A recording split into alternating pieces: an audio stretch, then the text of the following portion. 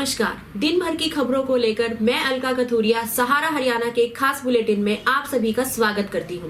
तो चलिए खबरों को विस्तार से जानने से पहले एक नजर डाल लेते हैं हेडलाइंस पर। भावांतर भुगतान योजना के तहत बाजरा किसानों की 300 करोड़ रुपए की लूट। सरकार 250 रुपए प्रति क्विंटल की दूसरी किस्त भी दे, कहा योगेंद्र यादव ने। Swami Nityanand senior secondary school Rohtak में 2 दिन चले हरियाणा दिवस कार्यक्रमों का हुआ समापन। घर फूंक थिएटर फेस्टिवल में दिखाया गया नाटक चरण चोरदास। जान देकर चुकाई चरणदास चोर ने सच बोलने की कीमत। आकाश इंस्टीट्यूट रोहतक की खुशबू ने 720 में से 705 अंक प्राप्त करके नीट यूजी में AIR रैंक हासिल किया 64। हरियाणा सरकार द्वारा बाजरा की फसल की सरकारी खरीद की जगह भावांतर भरपाई योजना से प्रदेश के किसानों की लगभग 300 करोड़ रुपए की लूट हुई है।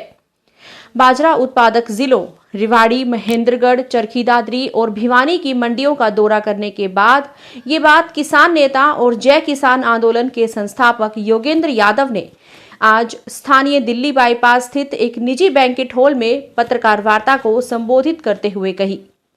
उन्होंने आरोप लगाया कि हरियाणा सरकार ने चोरी छुपे न्यूनतम समर्थन मूल्य को 2250 रुपए प्रति क्विंटल से घटाकर 2000 रुपए प्रति क्विंटल कर दिया है। भारत सरकार ने बाजरा का न्यूनतम समर्थन मूल्य 2250 रुपए प्रति क्विंटल घोषित किया था, लेकिन हरियाणा सरकार ने इस रेट पर खरीदने से पल्ला झाड़ते हुए एक नई भावांतर भरपाई योजना की घोषणा की। किसानों को कहा गया कि वो अपनी फसल बाजार में बेचे और उससे कम रेट मिलने पर भरपाई के रूप में सरकार रजिस्ट्रेशन करने वाले किसानों के अकाउंट में औसत पैदावार के आधार पर सीधे 600 रुपए प्रति क्विंटल के हिसाब से पैसा भेज देगी। जय किसान आंदोलन जो 2015 से काम कर रहा है, उसकी तरफ से हर साल जब भी फसल खरीद का सीज़न होता है, हम प्रदेश की मंडियों का दौरा करते हैं।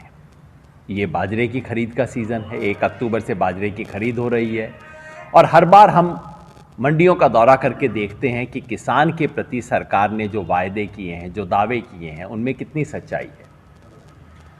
पिछले 2 दिन से हम जिला रेवाड़ी, जिला महेंद्रगढ़, जिला चरखी दादरी, भिवानी और अब रोहतक इसके दौरे पे रहे हैं। यहाँ तमाम मंडियों का हमने सर्वेक्षण किया, मंडियों में गए, वहाँ किसानों से, किसान प्रतिनिधियों से, आड़तियों से, किसान जो मंडी अधिकारी हैं, सबसे बातचीत की और देखा कि बाजरा की खरीद की क्या अवस्था है। इसके अलावा हमने DAP पे भी बात की, जिसके बारे में मेरे साथी अविक साहा जी आपको बताएंगे। संगठन विस्तार की बात भी है जो दूसरे साथी बताएंगे। मैं केवल एक बात आपके सामने रखना चाहता हूँ, बाजरा की खरीद का मामला। जैसा कि आप जानते हैं, केंद्र सरकार ने बाजरा का न्यूनतम समर्थन मूल्य 2250 रुपये घोषित किया है। हमारे प्रधानमंत्री कहते हैं MSP थी, है और रहेगी, सबको मिल रही है, क्या दिक्कत है। हरियाणा सरकार ने पिछले साल काफ़ी दबाव के बाद पिछले 2-3 साल में बाजरा की खरीद की। इस साल हरियाणा सरकार ने बाजरा की सरकारी खरीद से हाथ झाड़ लिया और कहा कि हम एक नई योजना लेके आए हैं, भावांतर भरपाई योजना।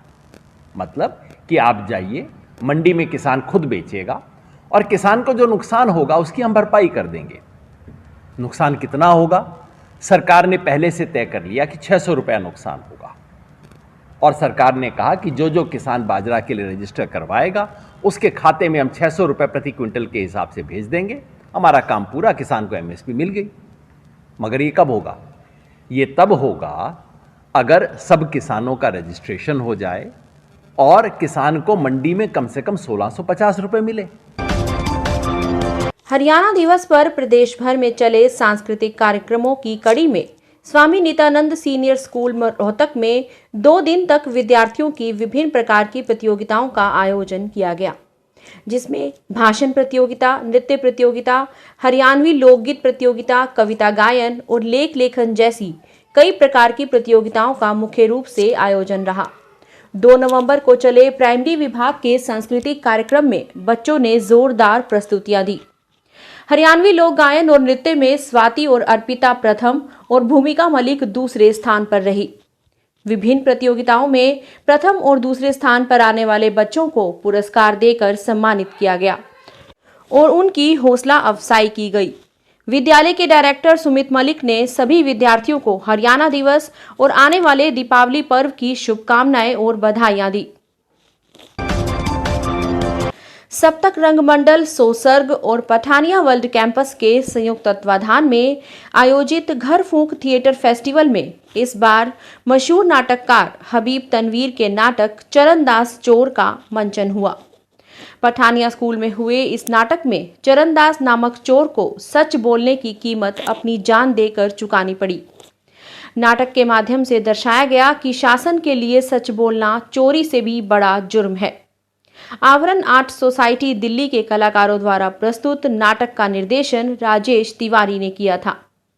नाटक की कहानी एक शातिर लेकिन मानवीय गुणों वाले एक चोर के इर्द गिर्द घूमती है। हाँ ये भी सच कह रहा होगा। मतलब ये रानी साहब कि मैंने तो सिर्फ 5 मोहर चुराई और बाकी की मोहर कहाँ गई, क्या हुआ, किसने क्या किया, ये तो आपके ये मुनीम जी जाने। मुनीम जी, रानी साहब, बाकी की 5 मोहर कहाँ है? रानी साहब बता तो रहा हूँ। रानी साहब, चरणदास चोर जरूर है, लेकिन झूठा नहीं। मंत्री जी, मैं एक बात जानना चाहती हूँ, कौन सच बोलता है, चरणदास या फिर मुनीम? मुनीम ने गिनती की रानी साहब। मंत्री जी, मुनीम की तलाश की है। हाँ रानी साहब मुझे माफ कर दो, मुझे माफ कर दो, मुझे माफ कर दो। बाकी की 5 मोहर कहाँ है? दूर हो जाओ मेरी आंखों के सामने से और कभी मत आना। कब रहेगा?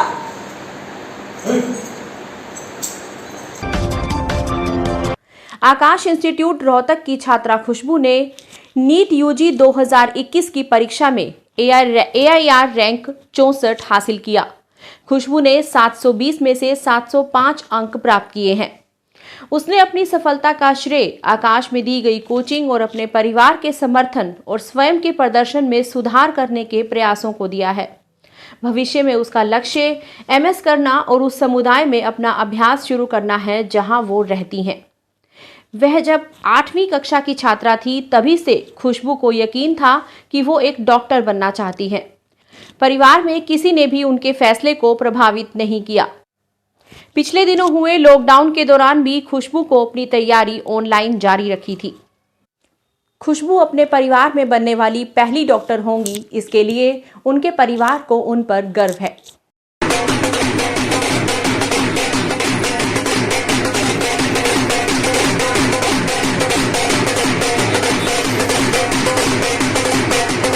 आज के लिए इतना ही, फिर मुलाकात होगी हमारे अगले एपिसोड में।